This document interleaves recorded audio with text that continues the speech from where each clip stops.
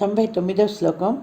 సరస్వత్యా లక్ష విధిహరి సపత్నో విహరతే రతే పాతివ్రత్యం శిథిలయతి రమ్యేణ వపుష చిరంజీవన్నీవ క్షపిత పశుపాసవ్యతికరః పరానందాభిక్యం రసయతి రసం త్వద్భజనవాన్.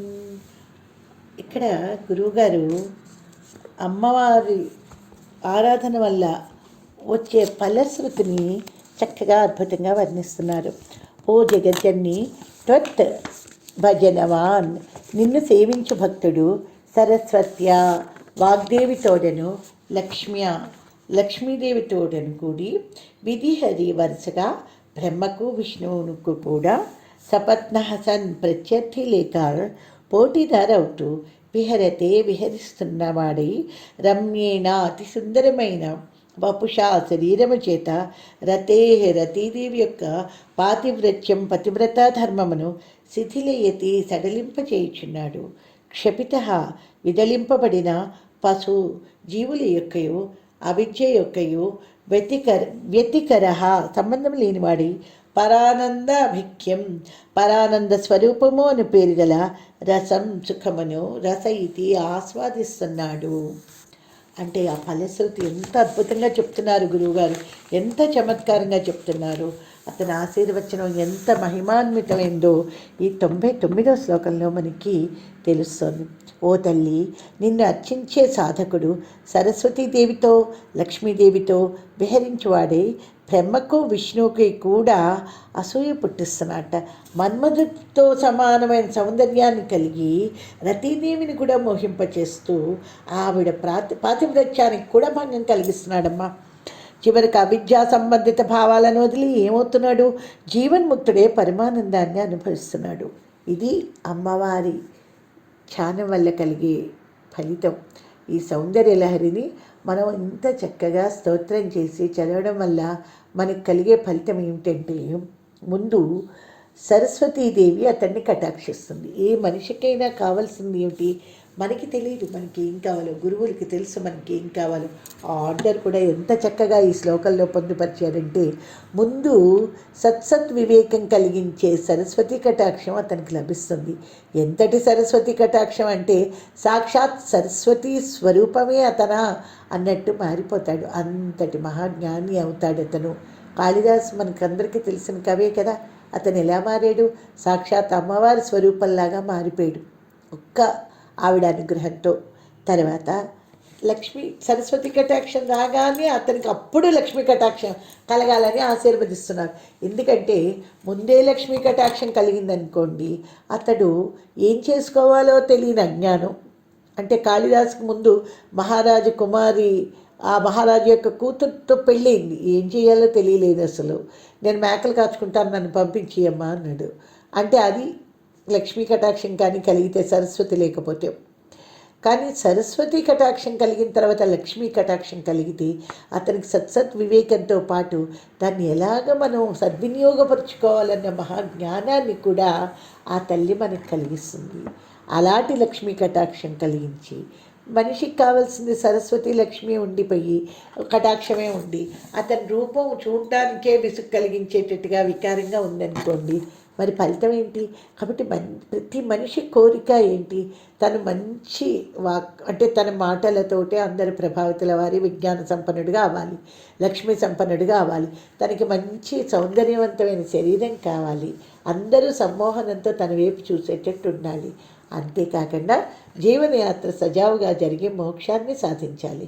ఇదే కదా ఏ మనిషికైనా సరే ఉండే కోరికలు. ఈ కోరికలన్నీ ఈ స్తోత్ర ఫలితంగా వస్తాయమ్మా అంటున్నారు.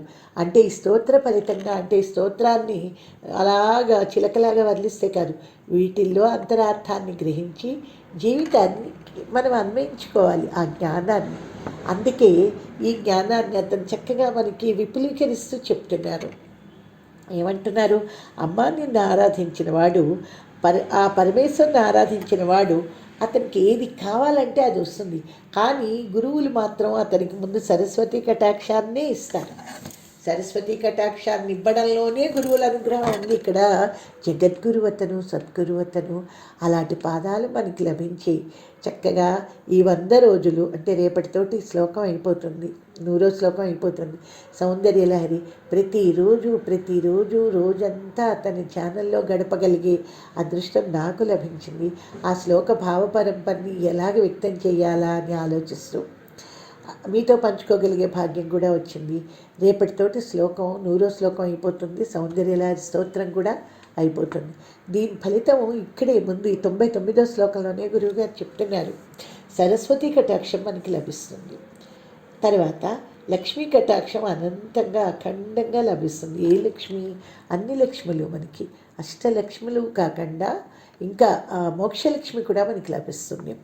తర్వాత సౌందర్యం, అందరూ ఆకర్షింపబడి ఆ చిచ్చక్తి మనలో ప్రజ్వరిల్లి అందరూ మనకి ఆకర్షితులవుతారు. అంటే మనకి అనుగుణంగా మన జీవన పరిస్థితులు మారుతాయి ఈ స్తోత్రం చదవడం వల్ల, అనుకూలంగా అవుతాయి.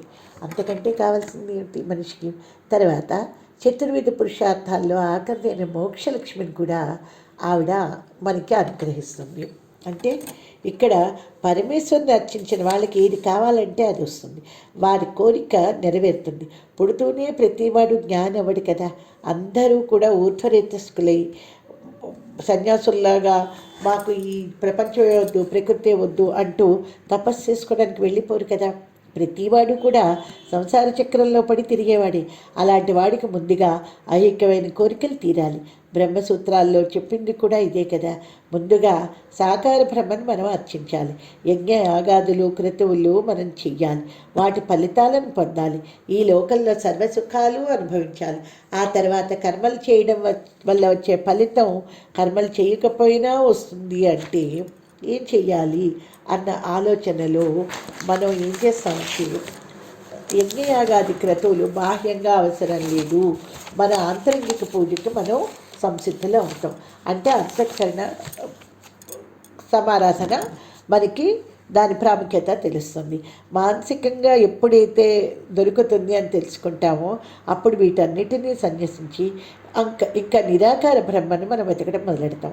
వేదాలు శాస్త్రాలు పూర్తిగా అధ్యయనం చేసి వాటిని కూడా వదిలివేసి తత్వశోధన చేస్తాం. అప్పుడు పరమాత్మ సాక్షాత్కారం మనకి కలుగుతుంది. అదే ఆత్మ సాక్షాత్కారం. అంటే ముందు సాకార బ్రహ్మోపాసన చెయ్యాలి.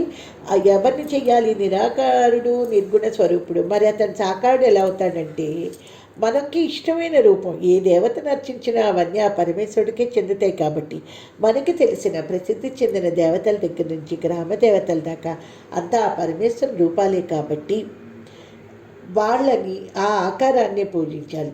అంటే ఇందులో ఏ రూపమైన ఆ చేసే పూజ మాత్రం అతనికి ఖచ్చితంగా చెందుతుంది. కాబట్టి భక్తుల యొక్క పూజలు మాత్రం భగవంతుడు తప్పనిసరిగా నిష్కపటంగా చేస్తే అందుకని తీరుతాడు. కాబట్టి అలా చేసినప్పుడు వాళ్ళ కోరికలు నెరవేరితే ఈ అర్చనా విధానం కూడా మనకి 2 రకాలుగా ఉంటుంది. వామాచారం, దక్షిణాచారం. మనకి కావాల్సింది దక్షిణాచారమే.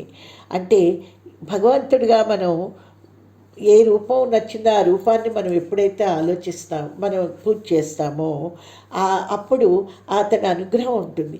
కానీ మనకి ఆ కర్మల వల్ల ఫలితాన్ని మనం అనుభవించి వాటిల్లో సుఖాలు అనుభవించి చివరికి సాయుధ్యం వైపు దృష్టిని మరిస్తాం కదా, ముక్తిని గురించి ఆలోచిస్తాం కదా.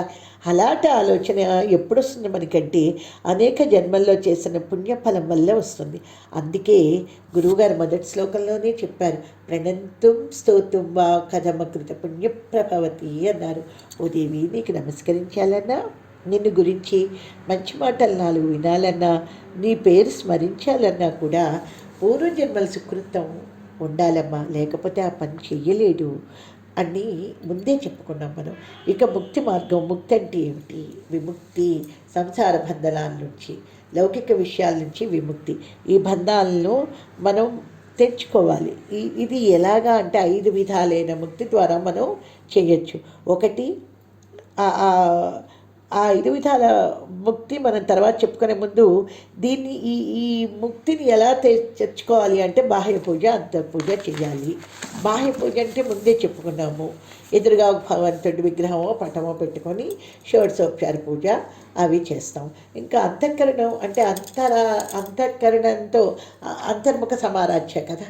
కాబట్టి షట్చక్రాలలోని పరమేశ్వర స్వరూపాన్ని ఊహించి భావనాపరంగా అర్చించడం, షట్చక్రాల్లో ఆధార స్వాధిష్టానాలు వాటిని మనం వదిలేసి మనం ఏం చేస్తాము అంటే ఇంకా మొత్తం అమ్మవారే మనకు కావాలని ఆ షట్చక్రాల్లో పరమేశ్వరుణ్ణి ఆరాధించుకుంటాం. అందుకని మన పూజ సమయాచారుల పూజ ఎక్కడి నుంచి ప్రారంభమవుతుందంటే మణిపురం నుంచి మొదలవుతుంది. అలాగ చేసే ఆ పూజలో మనకి లభించే ముక్తి 5 రకాలుగా ఉంటుంది. సాక్షి రూప ముక్తి అంటే మణిపురంలో పరమేశ్వరుని అర్చించేవాళ్ళు ఆవిడ యొక్క పురానికి దగ్గరలో ఒక గృహం నిర్మించుకుని అందులో ఉంటారు. సాలోక్యముక్తి అనాహతంలో పరమేశ్వరుని అర్చించేవాళ్ళు ఆవిడపురంలో ఒక గృహాన్ని నిర్మించుకుని అందులో ఉంటారు. సామీప్యముక్తి అంటే విశుద్ధి చక్రంలో పరమేశ్వరుని అర్చించేవాళ్ళు పరమేశ్వరికి చాలా సమీపంగా ఉంటూ ఆవిడ సేవకులుగా ఉంటారు. సారూప్యముక్తి అంటే ఆజ్ఞాచక్రంలో పరమేశ్వరుని అర్చించేవాళ్ళు పరమేశ్వరు వంటి రూపాన్నే ధరించి ఈ లోకంలో పూజలు అందుకుంటూ భక్తుల కోరికలు తీరుస్తూ ఉంటారు. కాబట్టి ఇలాగా మనకి ఆఖరణ లభించే ముక్తి ఏమిటి అంటే సాయుధ్యం. సహస్రారంలో పరమేశ్వరుని అర్చించే వాళ్ళు సాయుధ్యం పొందుతారు. వీళ్ళ వాంఛితం కూడా నెరవేరుతుంది, వీళ్ళకి అసలు పునర్జన్మ ఉండదు. కాబట్టి సమయాచారులు ఏం చేస్తారంటే ఇలాంటి సాయుధ్య ముక్తి కోసం ఆధార చక్రంలో ఉన్న కుండలిని శక్తిని వాళ్ళు జాగృతం చేసి గ్రంథిభేదనం చేసి కుండలిని శక్తిని సహస్రారానికి చేరుస్తారు. అక్కడ పరమేశ్వరంతో విహరిస్తుంది. ఇదే జీవాత్మ పరమాత్మల ఏకీకరణ. ఆధార చక్రంలో నిద్రావస్థలో ఉన్న కుండలిని శక్తిని సాధకుడు జాగృతం చేస్తాడు. అప్పుడు అది బుసలు కొడుతూ పైకి లేస్తుంది. ఇది ప్రయాణించడానికి ఒకే మార్గం ఉంది, అదే సుషుమ్నా నాడి. సుషుమ్న గుండా ఊర్ధ్వముఖంగా ఆ సాధన కుండలిని శక్తి బయలుదేరుతుంది. షట్చక్రాల్లో ప్రతి 2 చక్రాల తర్వాత ఒక గ్రంథి ఉంది అని చెప్పుకున్నాం కదా. ఆ రకంగా ఉన్నవి 3 గ్రంథులు: బ్రహ్మగ్రంథి, విష్ణు గ్రంథి, రుద్రగ్రంథి. ఈ గ్రంథిత్రయాన్ని ఛేదించుకొని కుండలిని శక్తి సహస్రారంలోకి ప్రవేశం చేస్తుంది. సహస్రదళ పద్మం అధోముఖంగా తిరిగి ఉంటుంది. అక్కడికి చేరిన కుండలిని తన నోటితో సహస్రదళ పద్మం యొక్క ఆ దుత్తును ఖర్చు పట్టుకుంటుంది. కుండలిని జాగృతమైనప్పుడు స్వాధిష్టానంలో ఉన్న అగ్ని ప్రజ్వరిల్లుతుంది కదా. ఆ వేడి సుషుమ్న ద్వారా సహస్రారం వైపుకి చేరుతుంది. సహస్రదళ పద్మ కమలం చంద్రలోకం. ఇక్కడ పూర్ణమైన చంద్రుడు ఉంటాడు. అతనికి వృద్ధిక్షయాలే ఉండవు. అక్కడ అమృతం ఉంటుంది. చంద్రుని యొక్క చల్లదనానికి ఆ అమృతం ఘనీభవించి ఉంటుంది. స్వాధిష్టానంలో ప్రజ్వరిల్లిన అగ్ని యొక్క వేడి వల్ల సహస్రదళ పద్మంలోని అమృతం ద్రవరూపాన్ని పొందుతుంది. కుండలిని తన నోటితో సహస్రదళ పద్మ యొక్క దుద్దిని ఎప్పుడైతే ఖర్చు పట్టుకుంటుందో ఆ పంటి ఘాట్ల ద్వారా అక్కడ ద్రవరూపంలో ఉన్న అమృతం జాలువారి యోగి శరీరంలో 72,000 నాడీ మండలాన్ని తడుపుతుంది. అప్పుడు యోగి పొందే ఆనందం అనిర్వచనీయంగా ఉంటుంది. అది అనుభవించాల్సింది. అంటే ఈ ముక్తిని కోరేవారు చేయాల్సింది షట్చక్ర పూజ కాదు, సహస్రదళంలో పూజ. సహస్రంలోనే పరమేశ్వరుణ్ణి సేవించాలి. అంటే మొత్తం ఎలాగా అంటే ఇప్పుడు మనం చెప్పుకున్న ఈ పూజను అలా చేసినప్పుడు ఆ ఫలితం చేరిన వ్యక్తి పరమానంద స్థితిలో ఉంటాడు. దాన్నే బ్రహ్మానందం అంటారు. అంటే ఇక్కడ మనకి రకరకాల ఆనందాల గురించి మనం చెప్పుకున్నాం కదా ఇంతకుముందు. ఆ ఆనందాలన్నిటినీ దాటి ఈ శ్లోకంలో చక్కగా బ్రహ్మానందాన్ని అతను పొందేటట్టుగా ఈ సాధన అనేది జరుగుతుందన్నమాట. కాబట్టి సర్వజ్ఞత్వం సర్వసమర్థత్వం పొంది అతడు మోక్షానికి ఎప్పుడైతే అతను అర్హుడవుతాడో అతనిలో కొన్ని కోట్ల రెట్ల బ్రహ్మానందం కలుగుతుంది. ఆ పరమేశ్వరంలో లీనమై ఎప్పుడు బ్రహ్మానంద స్థితిలోనే ఉంటాడు. కాబట్టి తల్లి నిన్ను అర్చించేవాడు మొదటగా లౌకికమైన విద్య, పాండిత్యం, జ్ఞానం, సంపద, భోగభాగ్యాలు అనుభవిస్తాడు. ఆ తర్వాత అతనికి ఆ భోగాలు అనుభవించి ఇవన్నీ మిథ్య అని తెలుసుకొని ఆ అజ్ఞానాన్ని వదిలిపెట్టి ముక్తి మార్గం వైపుకు నడిచి సాహిత్యాన్ని పొందుతాడు. అది ఇక్కడ జరిగే ఫలశ్రుతి అన్నమాట. కాబట్టి తల్లి నా మీద అనుగ్రహం చూపి నాలో నాకు కలిగిన ఈ సంసార భయాన్ని నువ్వే నాశనం చెయ్యి తల్లి. నా దారిద్రాన్ని నువ్వే ధ్వంసం చెయ్యి. సర్వజ్ఞతను నాకు సిద్ధింప చెయ్యమ్మా. జరామరణ నాశకమైన నీ పాదపద్మాలను నాకు సాక్షాత్కరింప చేయవలసింది అని ప్రార్థిస్తున్నారు గురువుగారు. ఈ రకంగా పరమేశ్వరుణ్ణి అర్చించే వాళ్ళ కోరికలు తీరుతాయి, బ్రహ్మ సాహిత్యం వాళ్ళకి లభిస్తుంది. కాబట్టి సాధనా మార్గాన్ని కూడా గురువుగారు మనకిస్తూ ఈ స్తోత్రం వల్ల కలిగే ఫలితాన్ని అతని ఆశీర్వచన రూపంగా మనకిస్తున్నారు గురువుగారు. అలాంటి గురువుగారి పాదాలకు కన్నీటితో నమస్కారం చేయడం కంటే ఏం చేయగలుగుతాం? కాబట్టి అలా నమస్కరించుకుంటూ రేపు చిట్ట చివరి శ్లోకం 100వ శ్లోకం మనం చర్చించుకుందాం.